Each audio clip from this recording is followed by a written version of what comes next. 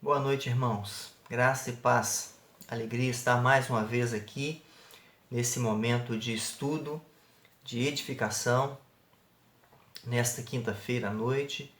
É uma bênção de Deus nós podemos nos ajuntar novamente para buscar na palavra de Deus a direção para a nossa vida. Eu gostaria de iniciar esse momento orando por sua vida, por este tempo de estudo, de crescimento. E eu quero que pedir a você que junte sua família aí, ore também, pedindo a Deus que nos guie nesse momento de ensino, de alimentação espiritual, de conhecimento. Vamos orar? Senhor nosso Deus, nós rendemos graças ao Senhor com o coração cheio de esperança, porque estamos diante da Tua palavra, estamos seguros da Tua presença e o nosso coração se alegra na certeza de que somos e seremos guiados pelo Espírito Santo do Senhor nesse momento. Portanto, ó Deus, atenda às nossas necessidades pela Tua palavra, fale ao nosso coração, traga luz sobre nossa mente e nos fortaleça em nome de Jesus. Amém. Bem, hoje nós vamos para o nosso segundo momento de exposição, de estudo, na segunda carta de Pedro. Nós vamos ler o texto bíblico que se encontra a partir do verso 16 do capítulo 1 da segunda carta de Pedro. Segunda de Pedro, capítulo 1, versículo 16 até o verso 21. Nós vamos nos apropriar desse texto para entendermos um pouco mais do que Pedro está ensinando para esta igreja que recebe a carta e para nós hoje, depois de tanto tempo dela ter sido escrita. Quais lições Pedro nos ensina aqui, ou o Senhor, através de Pedro, nos ensina aqui. Vamos ler o texto então para nosso conhecimento do assunto. Diz assim o texto, a partir do verso 16: Porque não vos demos a conhecer o poder e a vinda do nosso Senhor Jesus Cristo, seguindo fábulas engenhosamente inventadas. Mas nós mesmos fomos testemunhas oculares da sua majestade. Pois ele recebeu da parte de Deus Pai honra e glória, quando pela glória excelsa lhe foi enviada a seguinte voz: Este é o meu Filho amado, em quem me comprazo. Ora, esta voz, vinda do céu, nós a ouvimos quando estávamos com ele no Monte Santo. Temos, assim, tanto mais confirmada a palavra profética, e fazeis bem em atendê-la, como a uma candeia que brilha em lugar tenebroso, até que o dia clareie, e a estrela da alva nasça em vosso coração. Sabendo primeiramente isto, que nenhuma profecia da Escritura provém de particular elucidação, porque nunca, jamais, qualquer profecia foi dada por vontade humana. Entretanto, homens santos falaram da parte de Deus, movidos pelo Espírito Santo. Amém. Nós vamos lançar mão desse texto, seguindo a sequência da nossa abordagem anterior, da semana passada, na qual começamos a desenvolver uma temática geral da carta, que é o perigo continua o mesmo. O perigo continua o mesmo. Nós lançamos mão dessa direção, tendo em vista o propósito de Pedro escrever essa carta para a igreja, para prepará-la, preveni-la e capacitá-la a identificar e rejeitar as heresias e os enganos que estavam surgindo no meio da igreja, em torno da igreja, infiltrando-se na igreja. Então, Pedro ensina nessa carta e trata nessa carta de vários aspectos. Nós não vamos tratar de todos eles nessa pequena sequência de 3 estudos. Esse é o segundo, nós teremos mais um. Mas nós não vamos tratar de tudo, mas vamos tratar de alguns pontos importantes com relação ao perigo que cerca a igreja no que diz respeito ao falso ensino, né? Ao falso evangelho, aos falsos mestres. Então, hoje, seguindo a nossa sequência do perigo contínuo mesmo, nós vamos abordar a questão da superioridade da palavra de Deus, da superioridade da palavra de Deus. Pedro inicia sua carta combatendo, e continua fazendo isso, na verdade, combatendo um segmento, um grupo que estava nascendo, estava infiltrando na igreja e ensinando coisas que iam contra o Evangelho de Cristo, contra aquilo que o próprio Cristo ensinou e contra aquilo que os apóstolos estavam ensinando, guiados pelo próprio Deus, instruídos e inspirados pelo próprio Deus. Então, Pedro, nessa segunda parte do capítulo 1, começa a desenvolver aquilo que ele começou a fazer no início, defendendo que existe uma palavra central, uma orientação de Deus central, né?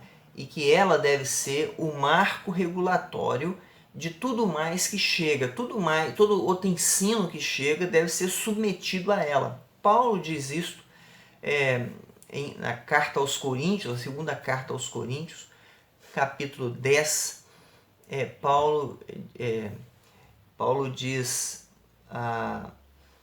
que, anulando nós sofismas e toda altivez que se levanta contra o conhecimento de Deus, e levando nós cativo todo pensamento à obediência de Cristo. Isso quer dizer que tudo mais que surge deve ser submetido à palavra de Cristo. Aquilo que Cristo diz, comparado, se está fora deste padrão, deve ser rejeitado, porque não é verdade. A palavra de Cristo é esta. Então, ela tem lugar central. Seguindo-se a isto, Pedro agora começa a falar da superioridade dessa palavra. Por que ela tem lugar central? Porque ela é superior.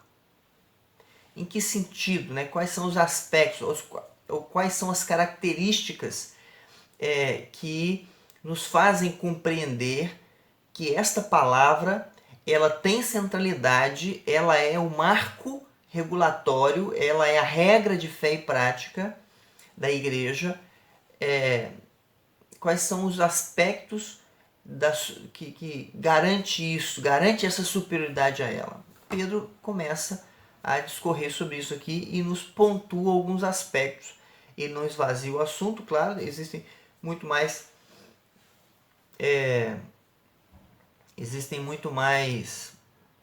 argumentos e aspectos em outras partes da Escritura com relação à Escritura, a palavra de Deus, mas Pedro aqui, dentro do seu contexto, nos pontua algumas características da superioridade da palavra de Deus para combater esses perigos que surgem contra a igreja e que são os mesmos desde sempre, desde o início. Devemos nos lembrar aqui, ainda de forma introdutória, como que a verdade de Deus é atacada ao longo dos séculos, ao longo dos milênios. O princípio de todas as coisas, a entrada do pecado no mundo, deu-se num cenário no qual a palavra de Deus foi atacada. Foi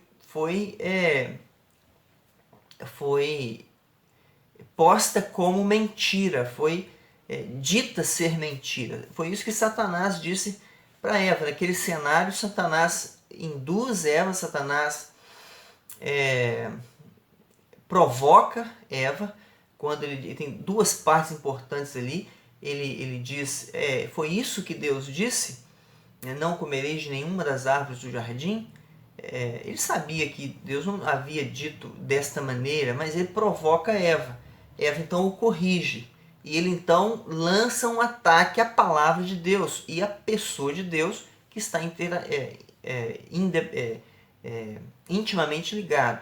Ele diz: certamente não morrereis. Então Deus mentiu para você. O ataque à palavra desde sempre, né? Ao longo dos séculos, sempre surgiu aqueles que atacavam diretamente a palavra de Deus e aqueles que pegaram ela e mudaram ela um pouco, dizendo: oh, não é bem assim, na verdade é deste jeito, para enganar a igreja. E isso não foi diferente após a fundação da igreja, nesse período apostólico. A igreja está nascendo, Satanás aproveita para tentar mudar, misturar, fazer ali uma outra coisa que não seja a palavra, ainda que use alguns ingredientes da palavra de Deus. Pedro, então, trata disto de forma muito precisa e profunda, nos trazendo alguns aspectos elementares da palavra de Deus que nos fazem entender que ela é superior. Por isso, ela exerce lugar central na vida da igreja. Deve ser entendido assim, ela deve ser vista e nós devemos submeter a ela como superior que é. Eu gosto muito de versículo, cito muito, e os irmãos certamente já me ouviram citá-lo. Eu gosto muito de um versículo que traz essa ideia de superioridade da palavra de Deus, porque esse texto mostra que a palavra de Deus está no mesmo nível do nome de Deus, né, que representa a pessoa divina. Né? O Salmo 108, verso 2, quando o salmista diz que Deus magnificou acima de tudo o seu nome e a sua palavra. Portanto, ela é superior, ela tem um lugar de excelência, ela é a voz de Deus, ela é a expressão da vontade de Deus. Então, nós precisamos olhar para isto, à luz do texto bíblico, para que entendamos que esta palavra sofrerá ataque, tem sofrido ataque, e muitos cristãos têm vivido uma vida cristã aquém do que deveria, e até mesmo uma vida cristã não cristã, porque têm acreditado em coisas falaciosas em nome de Deus e que usam pedaços da palavra de Deus ou que usam a palavra de Deus e interpretam de forma equivocada, tão somente para satisfazer os desejos do coração de quem interpreta ou daqueles que estão sendo ensinados. Então é importante que nós olhemos para esse cenário e olhemos para o que Pedro diz, porque seus argumentos neste texto, para esta igreja que ele está tratando, esses argumentos ecoam ainda hoje. Eles são verdade hoje. Eles são tanto no aspecto da denúncia com relação ao que tem sido feito à palavra de Deus, como com relação ao que a palavra é na sua essência, aquilo que ela é de fato, a palavra de Deus, a superior palavra de Deus. Então, a fim de que nós tenhamos o cuidado de não nos sujeitar a superstições, a misturas mundanas ao Evangelho, a fim de não venhamos a acreditar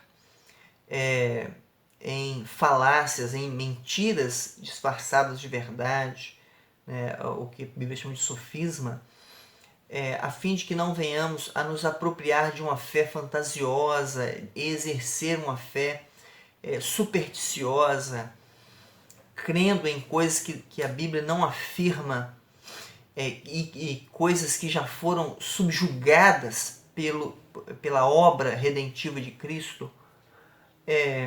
Então nós precisamos olhar para o que Pedro diz e viver uma fé saudável, lúcida, uma fé simples, uma fé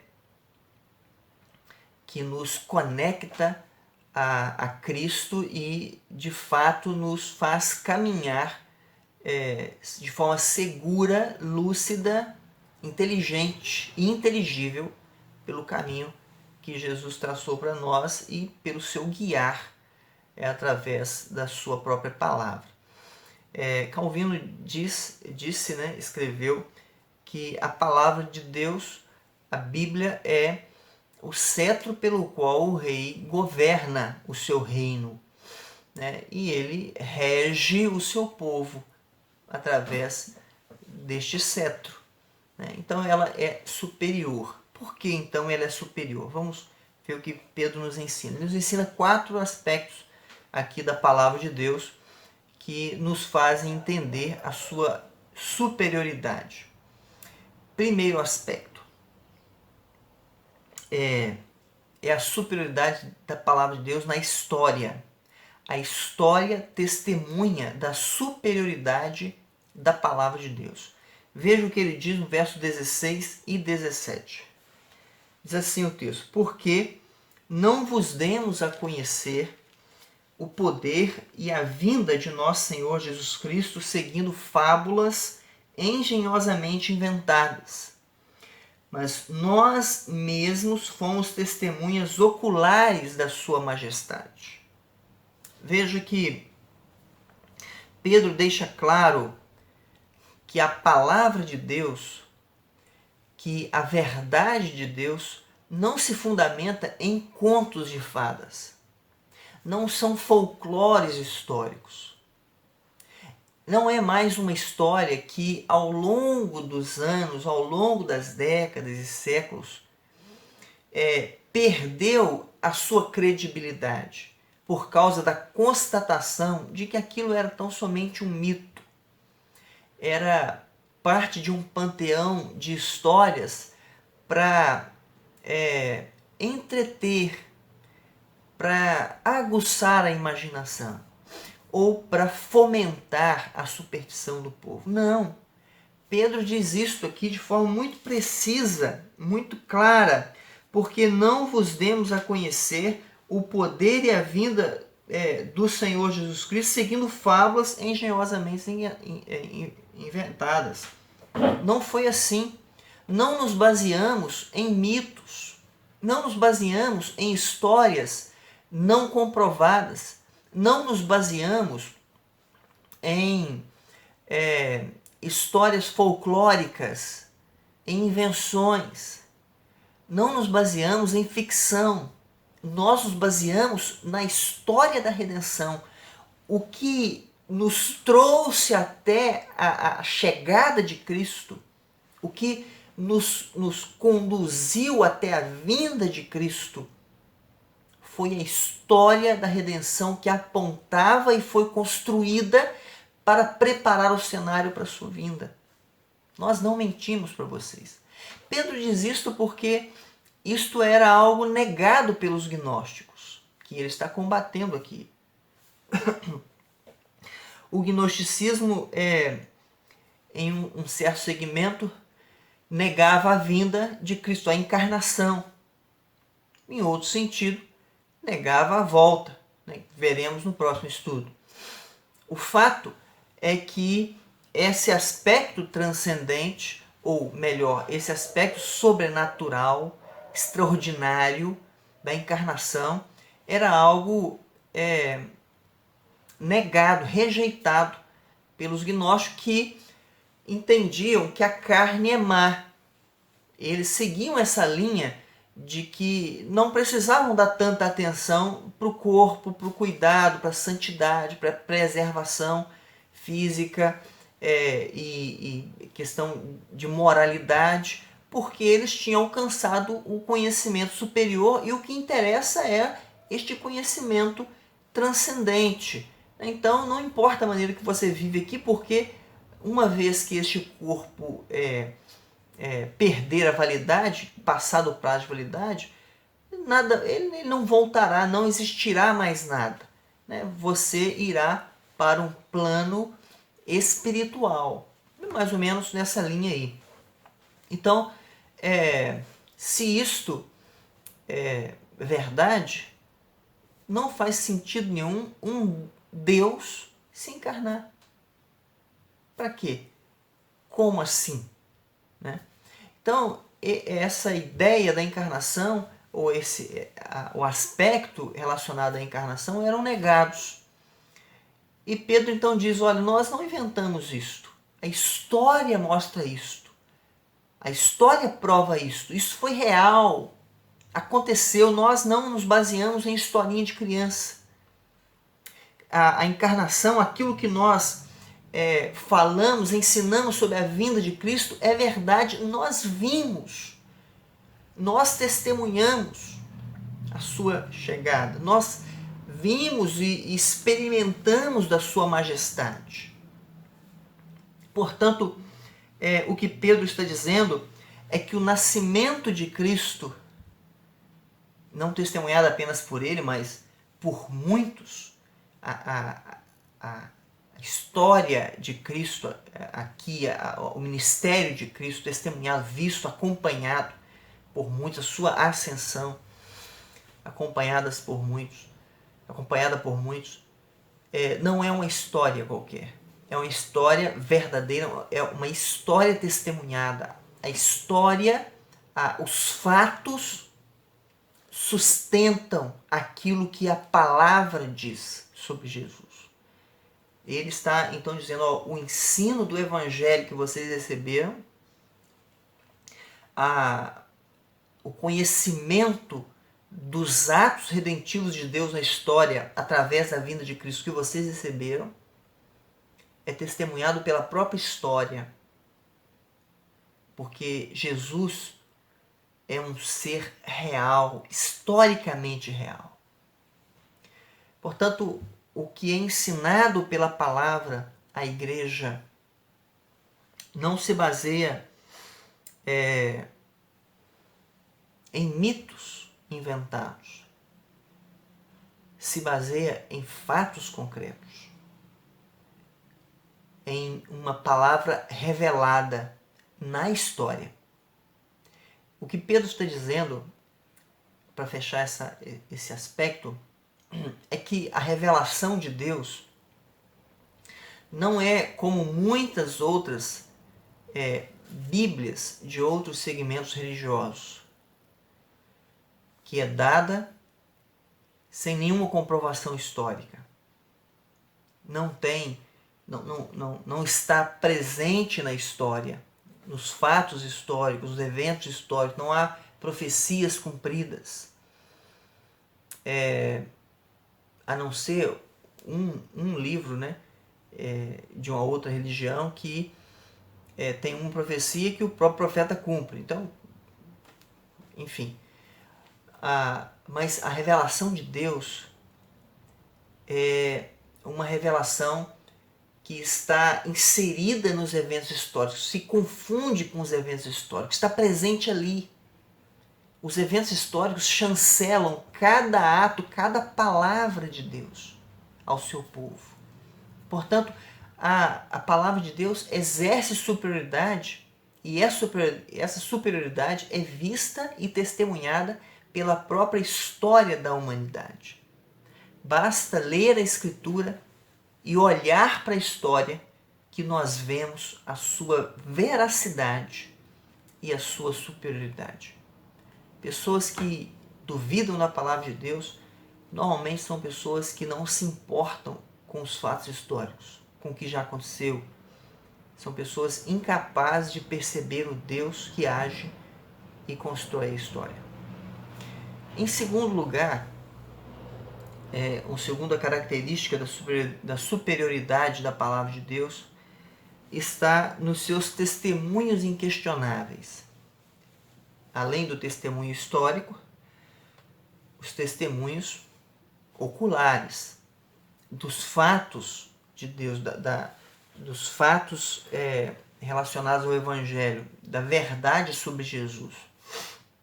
O verso 16, a parte B, e o verso 18 nos traz luz acerca disso. Diz assim, a segunda parte do verso 16. Mas nós fomos testemunhas oculares da sua majestade. Verso 18. Ora, esta voz vinda do céu, nós a ouvimos quando estávamos com ele no Monte Santo. A superioridade da palavra de Deus se ancora também nos seus testemunhos inquestionáveis. Aqui Pedro pontua dois, mas existem vários testemunhos. Nós vamos fixar nesses. Primeiro, Pedro aponta a história como um testemunho inquestionável também. A história mostra que o que Deus disse é verdade, né, ao longo da sua construção. Mas, além da história tornar clara a revelação de Deus, a palavra de Deus, Pedro diz que esses eventos, esses fatos, esta ação de Deus na história, o evangelho encarnado, histórico, foi testemunhado. Teve testemunha ocular, teve testemunha verbal. Neste caso, a vinda de Cristo, a encarnação de Jesus, o evangelho na história, né, o marco central da história, o Redentor presente na história, o Deus conosco, o Emanuel.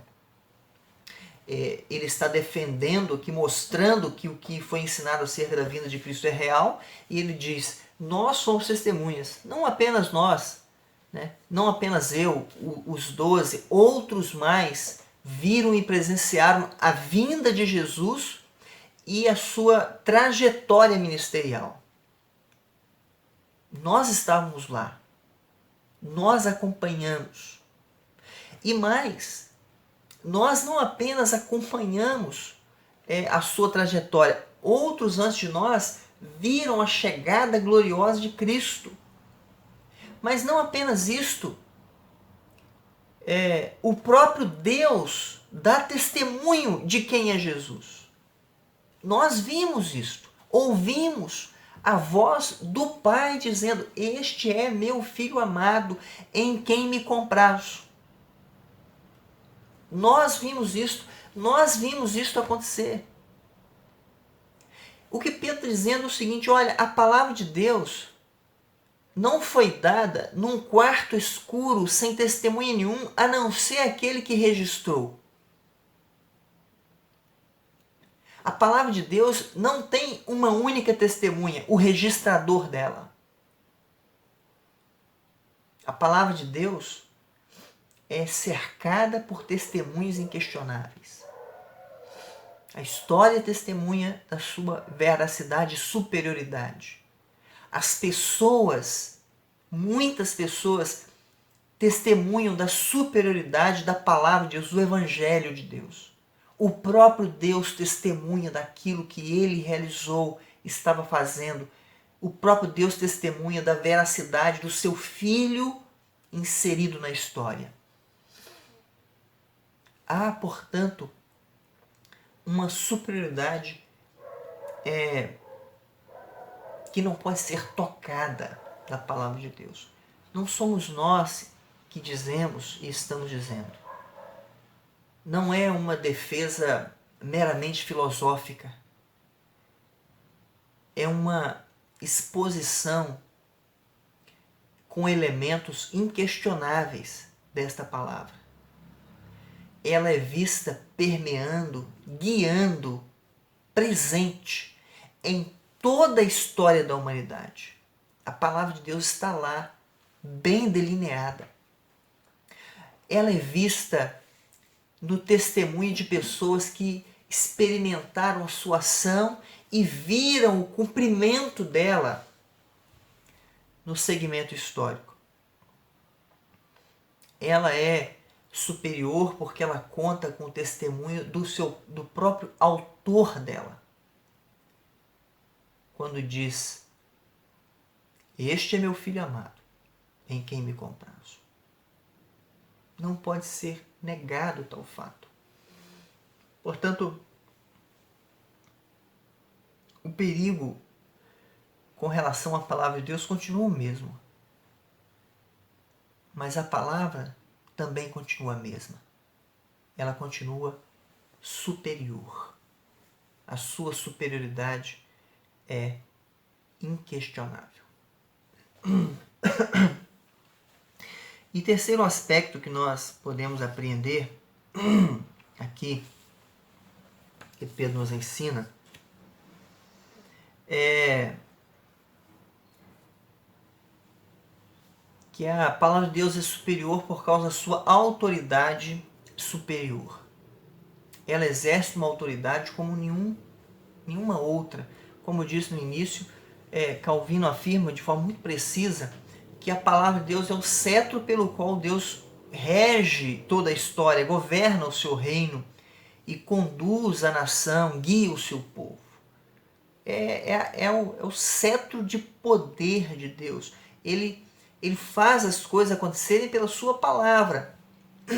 Basta nós voltarmos ao início de tudo, o início da Escritura, aos primeiros registros da Escritura, e nós veremos lá, no princípio criou Deus os céus e a terra. E aí segue um pouquinho e o texto registra. E disse Deus, haja luz, e houve luz. É a palavra de Deus em ação. Deus só precisa da sua palavra para as coisas acontecerem. Deus diz e acontece. Deus diz e a coisa muda. A sua palavra tem autoridade superior. Veja o que diz o verso 20 e o verso 21. Sabendo primeiramente isto, que nenhuma profecia da Escritura provém de particular elucidação, porque nunca jamais qualquer profecia foi dada por vontade humana. Entretanto, homens santos falaram da parte de Deus, movidos pelo Espírito Santo.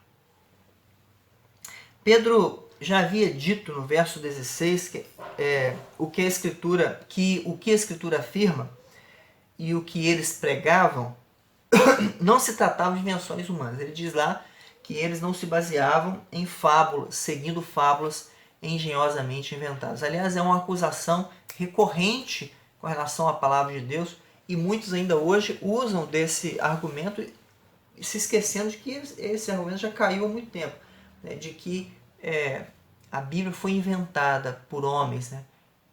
Bem, basta conhecer um pouco da história da Bíblia e saber que isso é impossível. Enfim, ele traz à tona que eles não seguiam ações humanas. Mas aqui ele nos dá um outro direcionamento. Ele traz aqui a verdadeira fonte da palavra de Deus. Ele mostra aqui qual é a fonte da autoridade da palavra de Deus. Quando ele afirma, tanto lá no verso 16 quanto aqui, que esta palavra, que aquilo que foi revelado, aquilo que foi ensinado, não se baseia em fábulas ou em invenções humanas, em coisas baseadas na vontade humana, ele está dizendo a autoridade dela então não repousa sobre o homem. Estaríamos perdidos se a autoridade da Escritura repousasse sobre homens. Não repousa. A autoridade da Escritura não repousa sobre uma instituição. A autoridade da Escritura não repousa, não tem como fonte a igreja. Ao contrário, ela exerce autoridade sobre a igreja. Porque a fonte da autoridade divina é o próprio Deus. Ele é a fonte. A autoridade da palavra de Deus é superior, por isso ela é superior. A autoridade dela repousa no seu autor original, naquele que a deu, naquele que a revelou, naquele que a chancela, naquele que a subscreve, naquele que coloca o seu nome nela. Veja o que Pedro diz aqui. Ele diz, olha, nenhuma profecia da Escritura provém de particular elucidação. Não é uma descoberta pessoal. Não é um insight humano. Ele segue. porque nunca jamais qualquer profecia foi dada por vontade humana. Não é uma criação, não é um fruto da imaginação e da criatividade humana. Mas homens separados, santos, separados para isto, falaram da parte de Deus, foram instrumentos de Deus, movidos pelo Espírito Santo. Eles receberam de Deus esta palavra, não como robôs, claro. Deus os usou o prévio conhecimento, usou a experiência, Deus os guiou e o Espírito Santo preservou da influência das suas vontades e do pecado aquilo que Deus queria revelar e através do qual ensinar a igreja. Portanto, a autoridade desta palavra repousa naquele que possui a autoridade de uma palavra inquestionável, o próprio Deus, o seu autor original. Portanto, a palavra de Deus é superior. Não porque ela tem muitas coisas, muitos ensinos, ela fala sobre tudo, fala sobre todos os aspectos da vida, mas porque ela possui a autoridade daquele que é o supremo rei do universo. Ela é a palavra que está no mesmo patamar do nome de Deus. É a palavra de Deus, que procede de Deus e que pertence a Deus. Portanto, ela tem autoridade superior. Por isto e sobre isto repousa a superioridade da palavra de Deus. Essa é uma das razões pelas quais tudo na nossa vida deve ser submetido a ela. E por fim, a palavra de Deus é superior, ou a superioridade da palavra de Deus é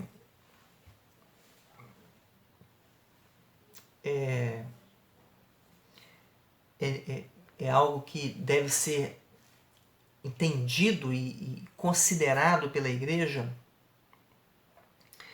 tendo em vista o seu poder superior. A palavra de Deus não é apenas uma história que não exerce ou uma fonte de influência de comportamento. Ela é fonte de poder, ela tem poder. É a palavra de Deus. E Pedro diz aqui no verso 19 o seguinte: temos assim tanto mais confirmada a palavra profética, e fazeis bem em atendê-la, como uma candeia que brilha em lugar tenebroso, até que o dia clareie e a estrela da alva nasça em vosso coração. Veja bem, não há conhecimento ou palavra ou discurso, por mais poderoso e por mais claro e motivador que seja, que se compare ao poder da palavra de Deus. Não há. Não há ninguém no mundo capaz de, com o seu falar, transformar o coração de alguém. Pode influenciar suas ações, pode exercer domínio, mas transformar o coração não. Somente a palavra de Deus pode fazer. Os hereges do tempo de Pedro, esse segmento herético que surgiu na igreja no período de Pedro, afirmavam que possuíam o conhecimento superior. Eles tinham chegado em tal nível de conhecimento, de gnoses, que eles não precisavam e não podiam se rebaixar se preocupando em coisas pequenas desse mundo diminuto. Com isso, eles rejeitavam, né, a submissão à palavra de Deus. Pedro então afirma que somente a palavra de Deus exerce poder de dissipar trevas. Somente a palavra de Deus pode trazer luz à mente e tirar as nuvens obscuras do coração. Somente a palavra de Deus pode dar genuíno entendimento ao homem. Somente a palavra de Deus pode tornar claras as coisas que estão sob trevas. Ele diz isso aqui no verso 19. Quando ele fala, olha, temos assim tanto mais confirmada a palavra profética e fazeis bem atendê-la, como uma candeia que brilha em lugar tenebroso, até que o dia clareie, a estrela alva nasce em vosso coração. Somente a palavra de Deus é capaz de fazer com que as coisas façam sentido.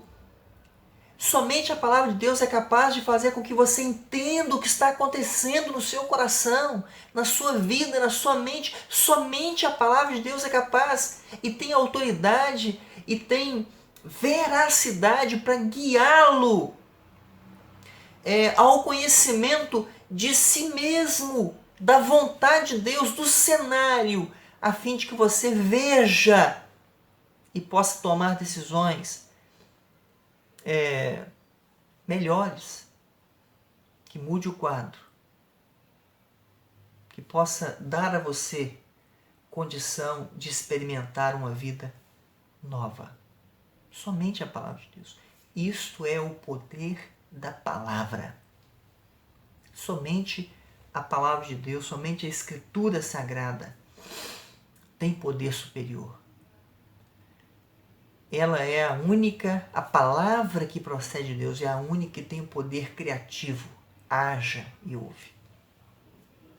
Somente Deus pode dizer isto.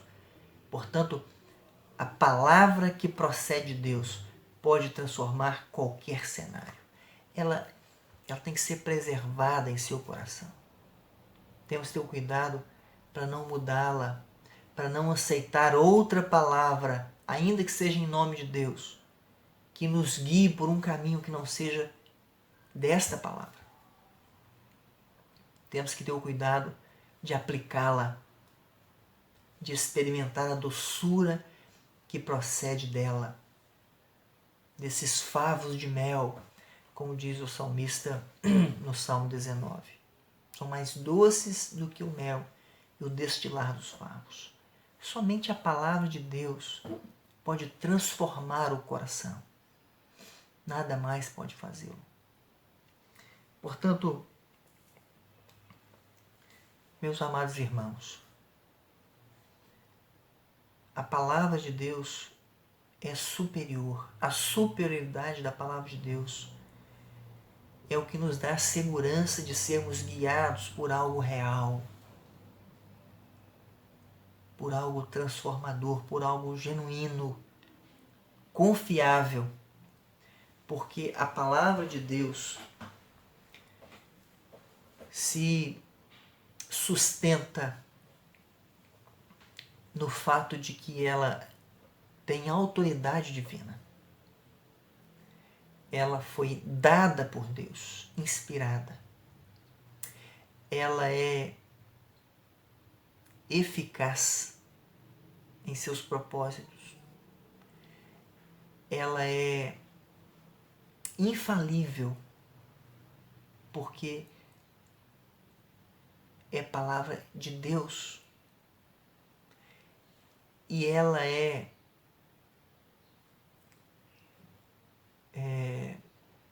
suficiente. Você não precisa de outra palavra. Submeta-se a esta palavra. Cuidado para que não surja na sua vida de forma sutil outro ensino que tire de você o entendimento de que esta é suficiente para transformar tudo na sua vida e guiá-lo a um caminho glorioso. Que Deus o abençoe, o guarde sua mente e o seu coração do falso ensino e o ajude a experimentar as delícias celestiais em Cristo Jesus. Vamos orar mais uma vez? Santo e eterno Deus, nós agradecemos a Tua palavra, a Tua presença e pedimos em nome de Jesus que nos ajude a viver submetidos à Tua palavra e para a Tua glória. Em nome de Jesus. Amém.